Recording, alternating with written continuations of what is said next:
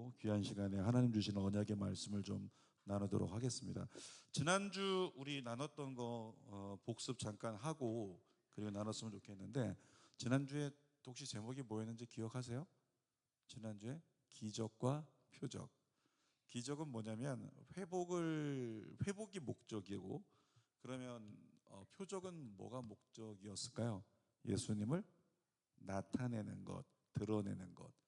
그러니까 기적은 단순히 이제 뭐 병이 있는 사람이 있으면 병에서 몸이 회복되는 거, 어떤 인간의 힘으로 풀리지 않는 것이 있으면 그 문제가 풀리면서 회복이 되는 거, 이게 기적인데, 표적은 이 일을 통해서 예수 그리스도가 나타나는 거, 그게 표적이라고 지난주에 나눴어요.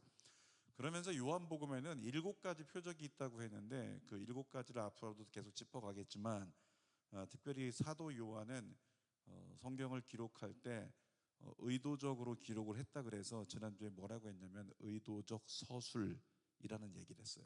의도적으로 성경을 서술했다. 그래서 의도적 서술, 그런 얘기를 했고, 유대인의 결혼 풍습 얘기했는데, 유대인의 결혼은 3가지 보통 단계를 거친다. 첫 번째는 약혼, 그리고 정혼, 그리고 결혼, 이 3가지가 있고, 이 결혼에는 특별한 의미가 있는데, 결혼하면서 처음에 나 당신하고 결혼하고 싶다 그러면 포도주를 이렇게 신부에게 주면서 이 잔을 당신이 받는다면 나는 당신을 위해 생명을 바치겠다. 그래서 결혼의 4가지 의미인데, 첫 번째는 헌신, 나는 당신을 위해서 평생을 헌신하겠다. 헌신의 의미가 있고, 두 번째는 뭐냐면 결혼은 개인의 대속죄일이라고 그랬잖아요. 결혼 이전의 모든 건 다 용서하고 다 지우고 새로 출발하면서 오늘부터 시작. 그래서 이전의 것은 어떤 것도 서로 탓하지 않고 책망하지 않겠다. 대속죄일이 개인의 대속죄일이 돼서 그 전의 건 다 지워지는 거예요. 그래서 결혼은 두 번째는 이제 앞으로는 죄 짓지 말아야지. 그래서 결혼의 두 번째 원칙은 결단. 그리고 두 사람이 하나가 돼서 연합하니 연합. 그리고 우리가 연합하는데 많은 사람이 일주일 동안 혼인잔치하면서 서로 기뻐하니 그것을 잔치라고도 할 수 있고 축제라고도 할 수 있겠죠. 그래서 결혼의 축제가 되어 하나님의 기쁨의 은혜를 마음껏 누리는 거. 그러니까 이 혼인잔치를 통해서 사도 요한이 의도한 건 뭐냐면, 하나님과 인간 사이의 관계가 혼인관계고, 그 혼인관계는 모두를 기쁘게 하는 축제가 된다. 그래서 예수 그리스도를 우리가 믿고 구주로 영접한다는 것은 우리 인생의 잔치가 되는 거고, 우리 인생의 큰 축제가 벌어지는 거다. 이것을 드러내기 위해서, 그래서 사도 요한은 그러니까 예수님 믿은 거 정말 잘한 거야 라고 이야기하면서 지난주에 가나 혼인잔치 얘기를 나눴고요. 자, 오늘 이제 5번째, 본 강의론 5번째인데 같이 한번 나눠보도록 하겠습니다. 요절 먼저 한번 읽어볼게요. 요한복음 20장 31절 또 있습니다. 오직 이것을 기록하면 너희로 예수께서 하나님의 아들 그리스도이심을 믿게 하려 함이요, 또 너희로 믿고 그의 이름을 힘입어 생명을 얻게 하려 함이니라. 아멘. 자, 요한복음의 기록 목적 뭐라 그랬죠? 믿게 하는 거, 예수님을 믿게 하는 거. 성경 말씀 그대로 믿게 하려 함이고 생명을 얻게 하려 함이라. 이게 요한복음의 기록 목적이에요. 자, 오늘은 5번째 시간인데, 오늘은 성전을 이렇게 정화한다 그래서 성전 정화 사건.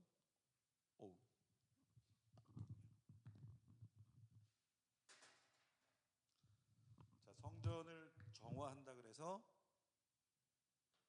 잘 보이죠? 아우, 펜이 잘 산 것 같아요. 성전 정화. 성전 정화 사건에 대해서 오늘 이야기를 나눌 건데, 그 성전 정화 사건을 생각할 때요, 생각할 수밖에 없는 게 그 날이 언제였냐면 6월절이 다가와서 예수님께서 예루살렘 성전으로 들어가셨거든요. 그래서 6월절을 생각을 할 수 있어요? 6월 너무 먼가 이쪽에서? 자, 6월절인데 6월절 하면 누가 생각이 나냐면 6월절 하면은 어린 양이 생각이 나죠. 이스라엘 백성들이 출애굽할 때, 그때 10번째 재앙 때 모든 처음 난 것이 다 죽어야 되는데, 그 죽음을 면할 수 있었던 근거가 뭐냐면 어린 양의 피를 바르면, 그래서 어린 양이 속죄 제물이 돼서 어린 양의 피를 바르면 그 유월절에서 나음을 입고 죽음을 면하게 되는 거죠. 근데 이 어린 양으로 말미암아 일어난 사건이 뭐냐면 죽음이라고 하는 걸 면했단 말이에요. 근데 이 유월절이 지금 예수님께서 십자가에 못 박히실 때 그때가 어떤 절기 직전이었는지 아시죠? 유월절이었어요. 그러니까 예수님이 성전 정화 사건을 일으키실 때 그때가 유월절 즈음에서 이제 사람들이 예루살렘으로 모여들고 있었단 말이에요. 똑같이 유월절이에요. 유월절. 자, 앞에 거는 출애굽 때를 얘기하는 거고 뒤에 거는 예수님 때를 얘기하는 건데 성전 정화 때. 6월절 때 예수님께서 성전 정화 사건을 일으키는 그 6월절 시기에도 어린 양이 필요하잖아요. 근데 성경적으로 예수님께서 성전 정화 사건을 일으키면서 그때 맞이하는 6월절에는 누가 어린 양이 됐을까요? 세례 요한이 요한복음 1장에서 얘기했죠. 저기서 예수님이 지나가시는데 갑자기 손을 딱 들어가지고 보라, 세상 죄를 지고 가는 뭐라고 했죠? 어린 양이로다. 세상 죄를 지고 가는 어린 양. 그래서 이 유월절 예수님 십자가에 못 박히시는 즈음의 유월절의 어린 양은 예수 그리스도예요. 예수 그리스도. 그리고 예수 그리스도를 통해서 이루어진 사건은 뭐냐면 출애굽기에서의 어떤 어린 양 유월절 사건은 죽음을 면하는 거라면 예수님 때에 예수님으로 말미암아 주어진 사건은 뭐냐면 심판을 면하게 된 거죠. 오늘 글씨가 진짜 잘 써지네요. 잘 쓰고 싶은데. 자, 이런 의미를 가지고 유월절을 지내게 돼요. 근데 요한복음 1장 29절에 아까 얘기했던 것처럼 세상 죄를 지고 가는 하나님의 어린 양, 예수님의 십자가의 희생이 이 땅 가운데 가져온 것은 심판으로 모두가 죄의 삭스에 사망을 얻어야 되는데 그 죽음을 다 면하게 한 사건, 그것이 예수 그리스도로 말미암는 사건이란 말이죠. 자, 그런데 이 성전 정화 사건이 마태복음이라든가 마가복음, 누가복음에는 어디 나오냐면 거의 끝자락에 나와요. 그러니까 예수님께서 이제 마지막 일주일을 시작하실 때 그때쯤에서 이제 십자가에 달리기 위해서 유월절을 지내기 위해 예루살렘으로 올라가시려고 성전에 들어가시다가 성전의 상황을 보고 막 상 뒤엎고 그렇게 난리쳤던 것, 그게 성전 정화 사건인데 이 다른 공관 복음에서는 뒤에 기록하고 있거든요. 근데 요한복음에서는 지금 가나 혼인 잔치는 예수님 말씀하셨잖아요. 아직 내 때가 아니다. 그러니까 아직 공생애가 공식적으로 시작된 게 아니야. 그러니까 첫 번째 사건이란 말이에요. 근데 첫 번째 사건 뒤에 거의 다른 복음서에서는 후기에 이야기하는 거를 성전 정화 사건을 끌고 와서 먼저 앞에서 이렇게 기록을 하고 있는 거예요. 자, 계속 얘기하고 있는데 사도 요한은 예수님을 믿게 하려고 성경을 의도적으로 서술을 했단 말이에요. 그러니까 뒤에 있는 사건을 갖다가 앞으로 가져와서 이렇게 위치를 했다면 그것은 뭐라고 얘기했을까요? 할 수 있을까요? 사도 요한이 의도적으로 뭐 했다? 배치했다. 의도적으로 요한복음을 다 의미를 떠가지고 서술한 사도 요한이 뒤에 있는 걸 앞으로 끌고 와서 배치했다. 그래서 다른 말로 하면 의도적 배치, 이렇게 얘기할 수 있어요. 의도적으로 앞에 끌어온 거예요. 나중에 결론적으로 그 의미, 목적은 이야기를 하겠지만, 자, 성전이 이렇게 얘기할 수 있을 것 같아요. 사건의 시기. 그 공관복음 있죠? 공관복음. 자, 공관복음이 있고 요한복음이 있는데 이 두 복음 사이에 시기가 얼마나 차이가 난다고요? 공관복음보다 요한복음이 얼만큼 늦게 쓰여졌다? 80년. 그래서 요한복음은 80년 늦게 쓰여진 거예요. 근데 공관복음이 쓰여지려면 그 당시에는 뭐냐면 예수 그리스도가 탄생하시고 그리고 공관복음이 쓰여지기 시작한 건데 요한복음은 80년 이후에 쓰여졌단 말이죠. 근데 아이러니한 건 뭐냐면 이 성전 정화 사건에 대해서 이야기를 하는데 이미 주후 예수님께서 탄생하신 후에 70년이 됐을 때 성전은 멸망했어요. 성전은 완전히 무너져 버렸어요. 다시 말하면 요한복음이 기록될 때는 성전이 없어요. 이미 성전은 다 무너져 있는 거예요. 그런데도 불구하고 이 성전 정화 사건 이야기를 굳이 앞에 끌고 와가지고, 성전 다 무너져 있는데 그 성전을 헐라 내가 3일 만에 다시 세우겠다, 그 이야기를 앞에다 두고서 의미를 두고 있는 사도 요한의 그 의도가 뭐냐, 이유가 뭐냐라고 묵상해 볼 수 있는 거죠. 그 이유가 뭐냐면, 이제 주 70년 이후에 성전 중심으로 예배하던 사람들이 어디로 가냐면, 성전이 무너졌잖아요. 그래서 어디로 갈까요? 지금 같으면 교회로 가겠죠. 옛날에 그걸 뭐라고 그랬어요? 유대인의 회당이라고 얘기하죠. 회당. 성전에서 예배드리던 사람들이 성전이 없어지자 이제 회당을 세우고 회당으로 모여서 하나님 앞에 말씀 나누고 예배하기 시작했단 말이에요. 성전에서는 누가 제사를 관장해요?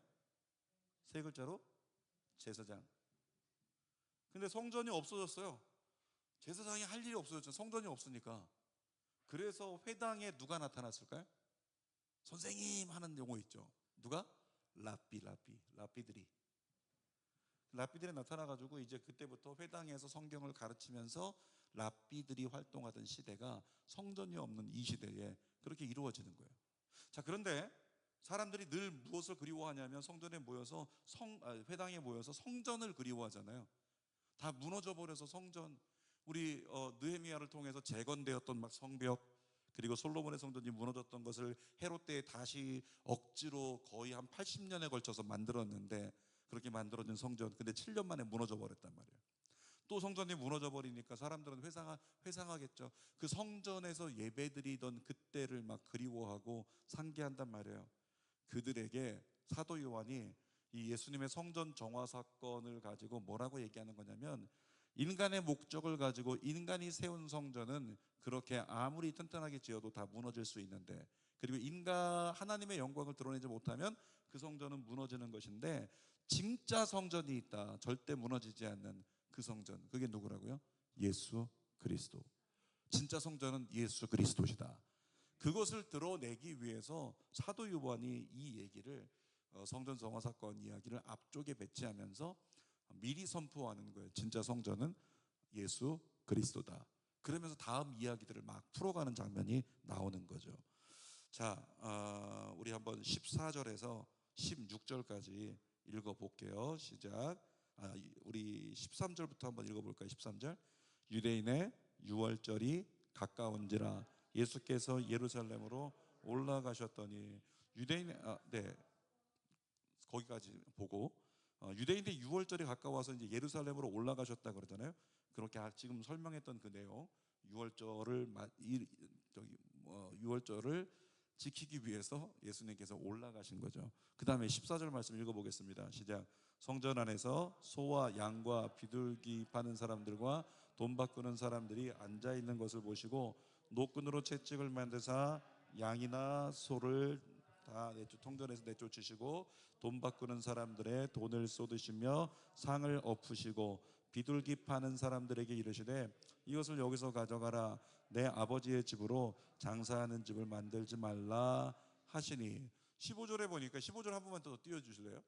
15절에 보니까 채찍을 만들어 갖고 성전에서 소를 다 내쫓으시고, 그 다음에 돈을 쏟으시며 상을 엎으시고. 이 상상을 해보세요. 이게 어떤 장면인가? 자, 막 소를 내쫓아서 채찍으로 막 휘두르니까 소들이 날뛰기 시작합니다. 양들이 날뛰기 시작하는 거죠. 거기다가 사람들의 돈을 바꾸고 있는데, 거기에 금화처럼 이렇게 동전 같은 것들이 있는데 세겔이 많이 있는데, 그걸 뒤집으니까 여기저기 다 굴러다니고 난리가 난 거죠. 그 다음에 그 상을 엎어버리고 비둘기를 다 쫓아버리고, 이렇게 얘기하니까 남들이 볼 때는 저 사람은 지금 난장판으로 만들고 있는 사람이구나, 이렇게 생각이 될 수 있는 거죠. 원래 예수님은 어떤 분이세요? 우리가 얘기하기로 선한 목자시고 온화하신 분이고 또 정말 사랑의 주님이신데, 그 모습과는 상반된 모습을 갑자기 이 성전 정화 사건을 일으키시면서 예수님께서 보이시는 거예요. 예수님 이런 분이 아닌데 갑자기 왜 그러시지? 갑자기 왜 그러실까? 이렇게 생각을 할 수 있겠죠. 그것이 바로 성전의 의미를 생각해 보면 그 이유를 찾을 수가 있는 거예요. 성전은 어떻게 생겼냐면, 뭐 성막과 비슷하게 이렇게 생겼다라고 생각할 수 있는데, 성막하고 틀린 거는 성전은 규모가 크죠. 근데 그 안에는 성막과 비슷한 그런 곳이 있어요. 여기를 뭐라고 얘기할 수 있냐면 이방인의 뜰, 이렇게 얘기를 하고요. 이 안에 여기를 뭐라고 하냐면 여인의 뜰, 그리고 이 안쪽에가 성막으로 여겨지는 성소와 지성소가 있어요. 여기 지성소, 여기 성소. 근데 성전은 누구나 들어갈 수 있는 게 아니에요. 그러니까 6월절이 됐다고 해서 아무나 성전에 다 들어가는 게 아니고, 모든 사람이 성전 가까이 들어갈 수 있으나 이방인들은 어디까지? 여기까지. 굉장히 넓은 공간인데 이방인들은 여기까지만 들어오지 그 안으로는 들어갈 수가 없어요. 근데 여기서 한 단계 더 들어갈 수 있는 사람들이 있어요. 남자들, 유대인 남자들과 그리고 이렇게 선택되어 있는 여인들은 여기까지 들어갈 수 있다. 여인의 뜰. 그래서 여긴 여인들까지 들어올 수 있다고 여인의 뜰이라는 이름을 가지고 있고, 그 다음에 여기 들어가면 이스라엘의 뜰, 이스라엘의 뜰. 그래서 여기 공간은 이스라엘 남자들, 유대 남자들은 다 들어갈 수 있어요. 여기까지, 이 뜰까지만 들어갈 수 있는 거예요. 그 다음에 성소에 들어갈 수 있는 거는 제사장, 지성소에 들어갈 수 있는 건 누굴까요? 대제사장. 그렇게 구분이 되어 있는 거죠. 근데 지금 예수님께서 막 그냥 채찍을 들고 짐승들을 내쫓고 그러면서 이렇게 성전에서 장사하는 사람들을 만난 곳이 어디냐면 이방인의 뜰이에요. 이방인들이 많이 몰려오는데 그 중에는 디아스포라 유대인들도 있을 거고, 그들이 와가지고 제사를 드리기 위해서 필요한 것들이 있는데 필요한 것을 찾기 위해서 여기서 이제 장사하는 사람들이 막 있었던 거예요. 이방인에 들어서 굉장히 넓은 공간에 막 북적북적, 예를 들면 무슨 시장판이 열린 것처럼 그렇게 줄지어서 천막 세워놓고 그리고 막 팔고 있었겠죠. 사람들 막 소리치고 있었을 거고, 원래는 여기서 제사를 지내기 위한 제물 뭐 그런 것들을 팔기 시작했는데, 그런 걸 원래 여기서 파는 게 아니라 바깥 어느 곳, 뭐 가버나움이라고 하는 그런 곳에, 예를 들면 우리나라로 얘기하면 청계천 시장처럼 그렇게 돼 있어가지고 거기서 장을 보고 거기서 재물을 사가지고 준비를 다 끝낸 사람들이 성전으로 와서 여기서 조용히 들어가서 예배를 드렸단 말이에요. 근데 그 사람들이 엄청 많은 거죠, 이 디아스포라 유대인들이. 그러니까 누가 대제사장이라고 하는, 대제사장 중에서 한 사람이, 그 이름이 뭐였더라요? 네, 대제사장 중에 한 사람이 욕심을 가지고 뭐죠? 가야반가? 가이사인가? 대제사장 한 사람이 있었는데 그 사람이, 네? 안나스? 안나스, 그 기억이 안 났어요. 자, 대제사장 한 사람이 이 모든 되어지는 걸 보고 이 머리를 굴린 거예요. 수학적으로 좀 뛰어났던 것 같아요. 그래서 머리를 잘 굴려보니까 이 사람들이 재물을 전부 다 사가지고 온다. 이방에서 온 사람들이 재물을 끌고 올 수 없으니까 타국에 살던 사람들이 전부 다 가버나움 가서 재물을 사가지고 전부 다 오고, 또 거기서 돈 없는 사람들은 성전에 바치는 돈이 지정돼 있기 때문에 그 돈 세금을 내기 위해서 또 거기서 환전까지 다 해갖고 오고. 근데 그걸 계산해 보니까 이걸 파는 비용, 그 어떤 세금, 차액, 수수료 이런 게 돈이 꽤 되겠죠. 그래서 그것을 성전 뜰로 가져와서 이방인들 기왕에 6월절 맞아서 성전 찾아오는 건데 다른 데 들렸다 오게끔 하는 번거로움 하지 말고 성전까지 바로 달려가서 성전 안에서 쉽게 재물 구하고 성전 안에서 쉽게 환전해 가지고 편안히 제사하게 하자. 얼마나 좋아요. 너무 감사하잖아요. 근데 뭐가 문제다? 거기에 이득을 취하려고 하는 잘못된 계산이 들어가 있다는 게, 그게 문제였던 거죠. 그러니까 여기서 돈 바꾸는 사람들이 양을 제물로 드려야 될 사람들에게 양을 파는데 양의 원가보다, 장사하는 사람들 다 그렇잖아요. 손해보지 않는다 그러잖아요. 그러니까 얼마씩 붙여갖고 팔고 그 이득을 얻으면 장사하는 사람들에게 대제사장과 유대 지도자들은 뭐 했을까요? 세금을 거두겠죠. 아파트에 왜 장터 들어오는 거 알잖아요. 그 공짜 아닌 거 알죠? 들어오는 사람들한테 20%씩 30%씩 다 받는단 말이에요. 그러니까 그렇게 세금을 다 받아가지고 이 대제사장과 유대 지도자들은 부자가 된 거야. 가진 게 너무 많아요. 더군다나 여기서 이제 성전에 드리는 건 이스라엘 남자라면은 1년에 반세겔의 그 성전세를 갖다가 하나님 앞에 드려야 제사를 드릴 수 있는 건데, 그런데 그 반세계를 드리기 위해서, 반세계를 지금으로 얘기하면은 우리나라가 뭐 일당 10만 원이라고 하면 한 20만 원 정도, 이틀치 임금 정도, 그 정도 되는 건데, 그걸 드려야 될 사람들이, 타국에 있는 사람들이 세겔이라는 돈을 안 가지고 있거든요. 그러니까 어떻게 하냐면 세겔이라는 돈을 환전해 줄 수 있는 사람을 놓고, 환전할 때 우리 뭐가 붙죠? 수수료가 붙잖아요. 그러니까 수수료를 받는 사람, 그 모든 수수료를 받는 과정에서도 또 발생할 수 있는 세금을 위에다가 다 상납할 수 있게 그렇게 만들어서, 여기선 성전에서 제사가 드려지고 있지만 사실은 대제사장과 유대 지도자들이 돈놀이를 하고 있었던 거예요. 그러니까 하나님을 예배한다고 하는데, 하나님 예배한다고 하면서 여기서 돈놀이를 하고 있었던 거죠. 그러니까 예수님께서 그 성전에 들어오시면서 그 모든 상황을 아시고 이 성전을 갖다가 뒤엎으신 거죠. 누군가는 이런 질문을 해요. 만약에 여선교회에서 뭐 권사회에서 가끔 김장하고, 아니면 뭐 시골에서 누군가 농사를 졌어요. 그 단체로 보내오면 여선교회에서 팔고, 누가 팔고 바자회하고 이렇게 하잖아요. 그래서 쓰겠다고 어떤 사람이 얘기합니다. 성전에서 장사하는 거 예수님 다 엎으셨잖아요. 그거 맥락이 달라요. 이 대제사장과 유대 지도자들은 어떤 목적으로 장사를 했냐면 자기들의 돈벌이로, 자기들의 이득을 취하려고. 동기 자체가 틀린 거예요. 근데 교회에서는 선교 목적으로, 우리 이번에 뭐 배추가 좋은 게 있으면 다 같이 가져와서 교회에서 바자회에서 팔고 그 수익금으로 청년부 선교 후원하자, 아니면 어려운 이웃을 돕자, 이와 같이 얘기가 되면 그 동기 자체가 선한 목적이잖아요. 그런 것하고는 구분이 돼야 된다고. 그러니까 괜히 잘 모르는 사람들 괜히 아는 척하고 이거 갖고서 반대하고 그러면 안 된다는 거죠. 나중에 그런 사람이 있으면 여러분들이 이렇게 설명을 해주시면 될 것 같아요. 자, 이제 준원교회가 성전 건축할 텐데 이자 감당하려면요 어려워요. 이자 감당하려면은 무조건 어떻게 돼야 되냐면 새성전 들어간 다음에 성전이 넓을 테니까 그 성전에 성도들이 모여야 돼요. 성도들이 모여서, 지금 1층에서 우리 예배 드리고 있는 성전이 보통 우리 예배 때 한 예배당 80명 정도 이렇게 드린단 말이에요. 근데도 꽉 차 보이잖아요. 그러니까 새 성전 가면 거기에 한 3배는 넘을 거거든요, 크기가. 그런 성전에 계속적으로 성도들이 많이 왔으면 좋겠다. 왜냐하면 성도들이 많이 오면 또 예배 드리고 또 은혜 받고 헌금 생활하시면 그래야 그걸로 이자 감당할 수 있으니까, 이렇게 생각할 수 있잖아요. 중요한 것은 그것은 열매인 거지, 그것이 목표가 되면 안 된다는 거죠.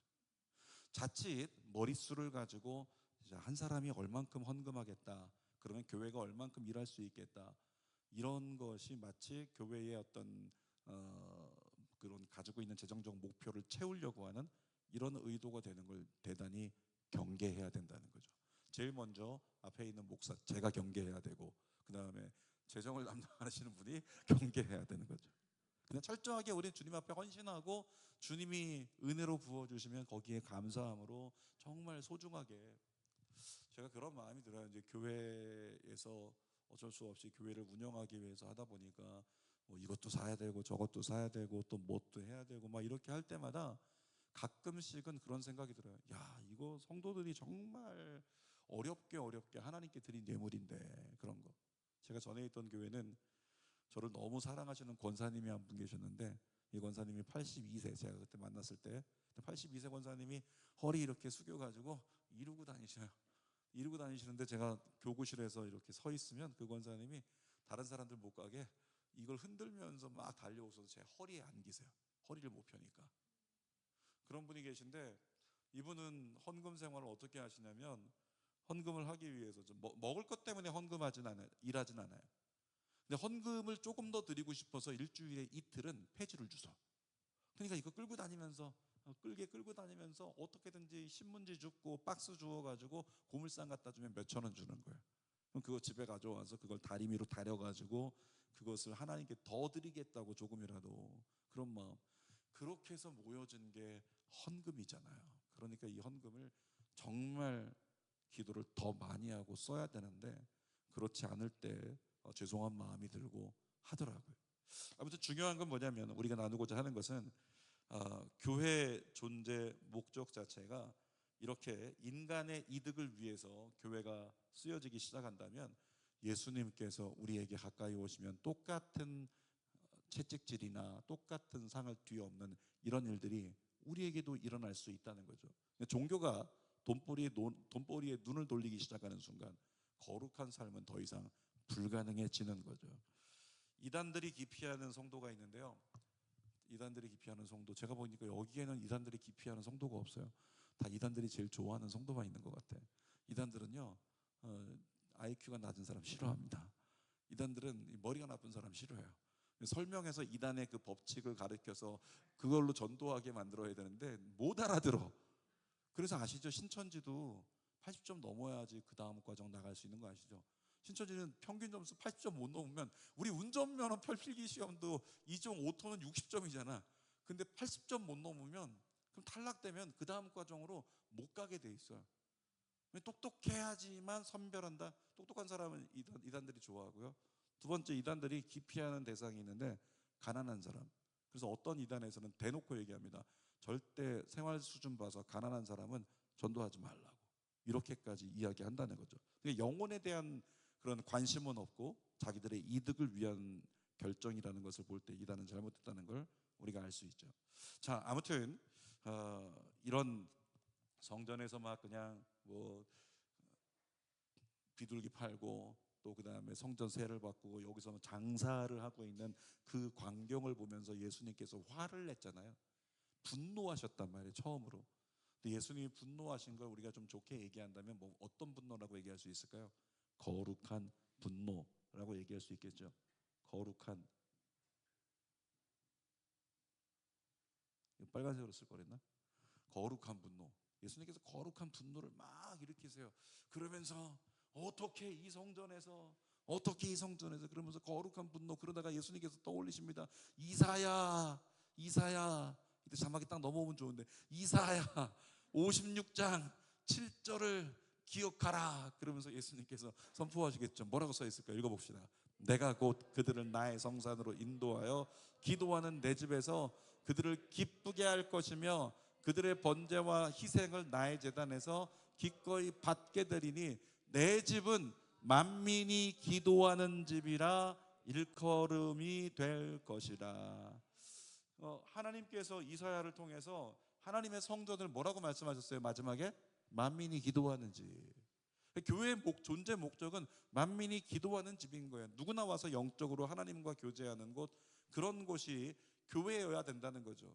그런데 그렇게 누구나 와서 주님을 예배하려고 하는 사람들의 마음을 이용해 가지고 그 마음으로 종교 지도자들이 이득을 취하는 것, 그런 태도 때문에 교회가 영적으로 완전히 무너져가고 결국에는 교회가 약화돼서 하나님께서 이 이스라엘은 예루살렘 성전이 무너지는 것을 그냥 하나님께서 허락해 버리신 거잖아요. 그 성전이 있으면 뭐하냐? 그 성전에서 종교성만 남고 행위만 남고 형식만 남아있으니 그 성전 내가 무너뜨리리라. 그래서 이 성전이 예수님 이전에 그렇게 지어지기 시작했다가 주후 63년에 완공이 됐거든요. 근데 성전이 언제 무너졌다고 할까? 주후 70년에 성전이 무너졌잖아요. 그러니까 한 80년 정도에 걸쳐서 성전이 세워졌는데 63년에 완공이 돼서 성전이, 오랫동안 그렇게 지었던 성전이 7년 만에 완전히 무너져 버린 거죠. 누가 무너뜨림을 허락하셨어요? 하나님께서. 왜? 성전의 목적에 부합하지 않으니까. 그러니까 우리에게 어쩌면 오늘 이 장면이 되게 의미 있는 장면 같아요. 오늘 공교롭게도 뭐 며칠 전부터 지금 작업을 시작은 하긴 했지만 본격적으로 야 진짜 공사하네 지나가는 사람들이, 저희 그 아파트에 부동산 사장님이 계신데 그 사장님이 아까 엘리베이터에 지나가다 만났는데 목사님이 시작했대요 라고, 공사 시작했다고, 포크레인 들어와 있고 막 같이 그냥 뭐 아시방 치고 그 다음에 지금 보호벽을 쳐놨잖아요. 그러니까 야 시작하는구나. 이 동네 사람 전체가 그동안에 막 여기서 언제 하는 거야 기다리던 성전이 드디어 세워지는 그런 상황. 이때 우리에게는 거룩한 부담감과 함께 거룩한 책임이 있다고 믿어요. 이 성전이 어떤 성전이 되게 하자? 만민이 기도하는 집. 누구라도 이 지역에 있는 사람들이 와서 위로받고 주님 만나고 회복하는 성전이 되게 하자. 그런 마음 우리가 가질 필요가 있다는 거죠. 예수님께서 그렇게 하지 못하고 성전을 갖다가 자기 이득을 취하기 위한, 안타까운 건데 예전에 뭐 저희 교회도 지금 보험 설계하시는 분들 계시지만 그런 분들 중에서 지금 계신 분들은 그런 분 없는데 어떤 교회들을 보니까요 부동산 하는 분들 그리고 보험하는 분들 뭐 이런 거 하는 분들 중에서 자꾸 교회를 한 2년마다 한 번씩 옮겨요. 이유가 뭐냐면 2년 동안 열심히 전도해. 뭘 전도해요? 보험을 전도해.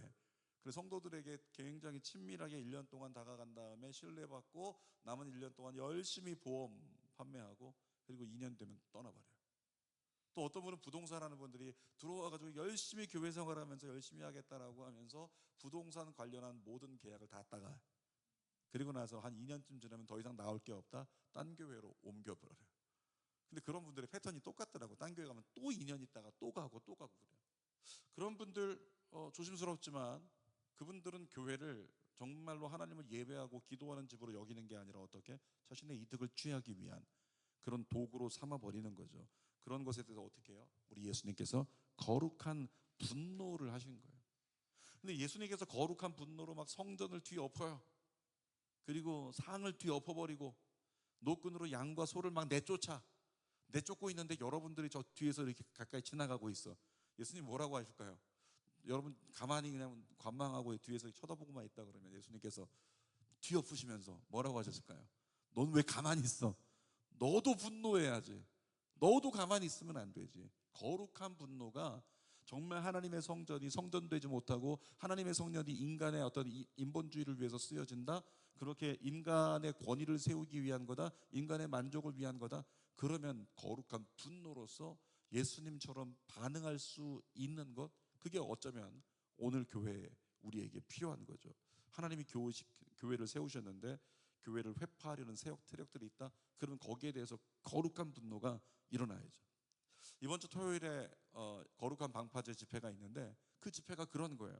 정말로 교회를 든든히 세우기를 원하는데 자꾸만 성경적 가치에 반하는 포괄적 차별금지법이라든가 이런 것들을 지금 22대 국회 안에서 반드시 통과시키겠다. 하나님의 성경이 완전히 부정되고 영국에서는 실제 법원에 청구가 됐잖아요. 성경을 수정해달라고. 남자와 여자가 한 몸을 이룰지니라. 그걸 수정해달라는 거예요. 그게 어떻게 수정이 되겠어요? 하나님 말씀인데. 이런 시도들이 있으려는 이런 것에 대해서 우리가 그런 게 있구나. 이 정도로 지나가면 안 된다는 거죠. 거룩한 분노가 일어나서 기도는 하지만 기도하면서 잘못됐다는 걸 외치기도 하고 알리기도 하고 해야 되는 거죠.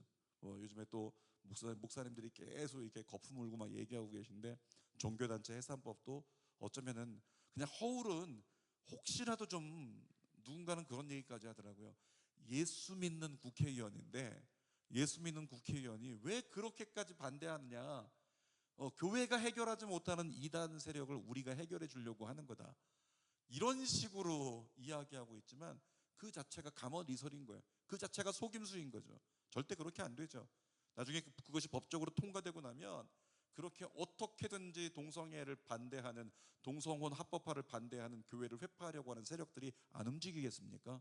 반드시 움직여서 교회들을 무너뜨리려고 하는 세력의 그런 거품들이 막 일어나게 될 거라는 거예요.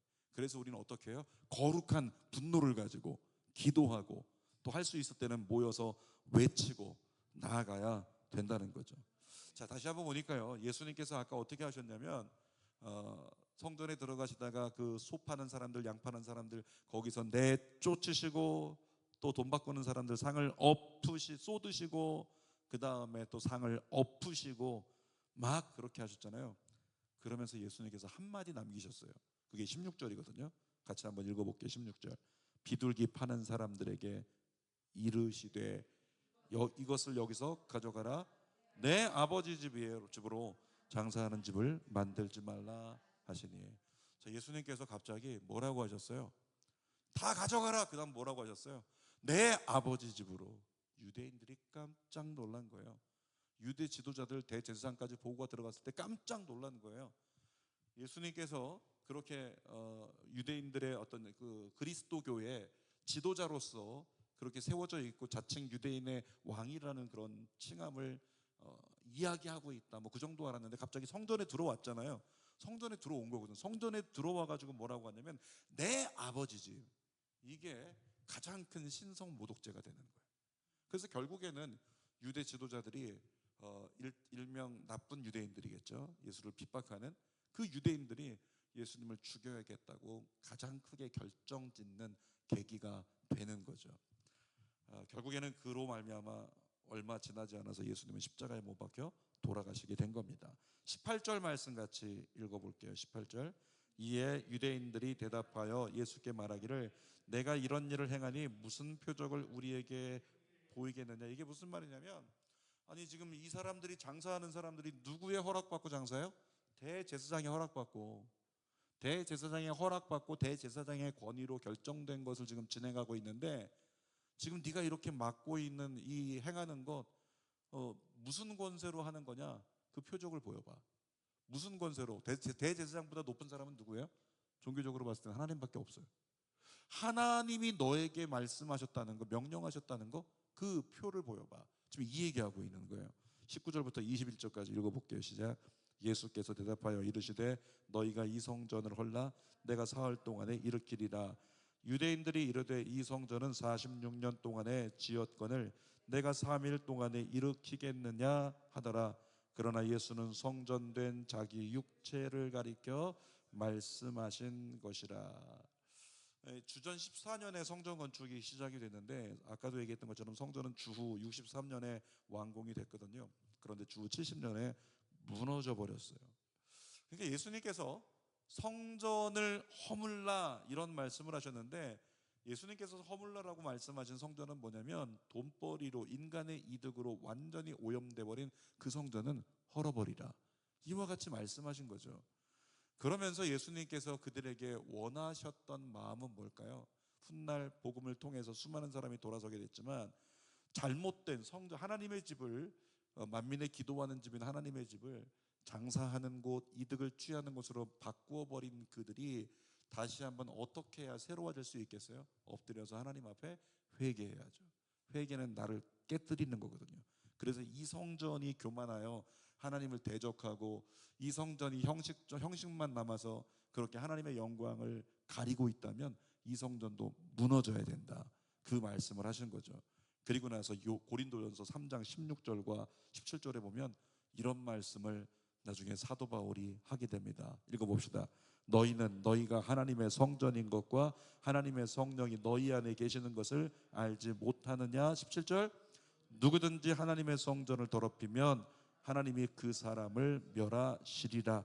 하나님의 성전은 거룩하니 너희도 그러하니라. 자, 17절 말씀에 뭐라고 써 있어요?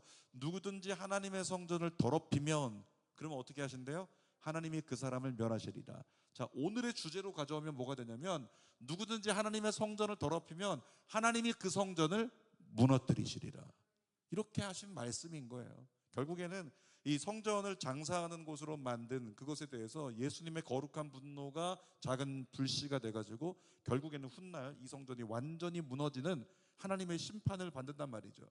성전이 온전히 깨끗하지 못하면 주님께서 그렇게 멸하시고 깨뜨리신다라고 하는 거죠. 그러니까 지금 이 시대를 살아가고 있는 우리에게도 혹시라도 내 신앙이 형식만 남은 건 아닌지, 그냥 나의 유익만을 찾고 있던 그런 기도 생활을 하고 있는 건 아닌지 우리 자신을 다시 돌아볼 필요가 있다는 거예요. 내가 진정한 예배를 드리고 정말 내가 성전이라고 말씀하시니 나의 성전됨을 통해서 영혼들을 사랑하고, 나의 성전들을 통해서 영혼들을 섬기고, 나의 성전됨을 통해서 하나님 나라를 세워가는 그런 성전이 된다면 주님은 이렇게 말씀하시는 거죠. 이 성전은 만민의 기도하는 집이라. 그러면서 주님이 내가 거기 거하겠다. 그러니까 그런 성전에 하나님이 임재하시는 거예요. 우리의 신앙이, 우리의 성전됨이 하나님의 임재를 경험하는 성전 되기를 축복합니다. 이 시대 가운데도 이렇게 적용을 하면서 마칠 수 있을 것 같아요.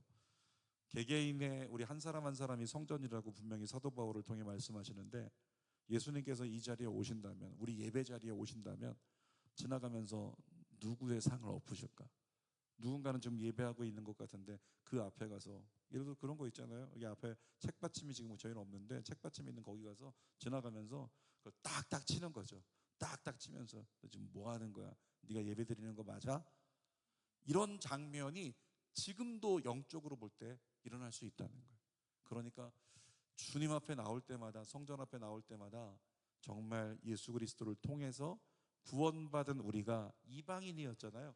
근데 이방인이었던 우리가 어떻게 해요? 그리고 여인들 중에서 선택받은 사람은 들어가는데 나머지 유대인들은 남자만 들어갈 수 있거든요. 성전 뜰에, 이 이스라엘의 뜰이라고 하는 성전 뜰에. 그리고 성소에는 제사장과 지성소에는 대제사장만 들어가는데 예수 그리스도를 통해서 어떻게 됐어요? 이방인이었던 우리까지도 다 들어갈 수 있잖아요. 이런 은혜의 길을 열어주셨으니, 그러니까 우리가 예배드릴 때마다 주님이 열어주신 은혜의 길을 온전히 누려서 난 주님께 영광만 올려드릴 거야, 내 이득을 취하지 않을 거야, 내 만족을 구하지 않을 거야, 진짜 하나님께 예배를 드릴래, 그 사람을 주님이 성전 삼아 기뻐하심으로 그 사람에게 임재하시겠죠. 그런 예배자가 우리 모두가 되시기를 주님의 이름으로 축원합니다. 기도하겠습니다. 살아계신 아버지 감사합니다. 정말 하나님, 예수 그리스도를 인하여 구원받은 우리들이 정말 하나님 앞에서 예배할 때 형식만 남는 예배가 되지 않게 도와주옵소서. 유대인들은 유대 지도자부터 시작해서 열심히 제사드리고 성전을 잘 세워나갔다고 생각했는데, 멋진 성전을 잘 관리하고 있다고 생각했는데, 이스라엘을 잘 이끌고 있다고 생각했는데, 그들은 형식만 남았고 하나님의 영광은 없었고 자기 이득만 남으니 예수님은 그 성전을 뒤집어 버렸습니다. 하나님은 그 성전을 무너뜨리셨습니다. 주님, 오늘 주님이 나에게 가까이 오시면 어떻게 하실지 생각해보고, 혹시라도 하나님께서 기뻐하시는 그 성전이 내가 되지 못하는 것 같다면 우리 다시 한번 회개하는 마음으로 주님 앞에서 온전히 주님의 영광을 위해 살겠다고, 주님의 은혜 안에서 감사로 살겠다고, 예배자로 살겠다고 결단하는 우리 모두가 되게 하여 주옵소서. 예수님의 이름으로 기도하옵나이다. 아멘.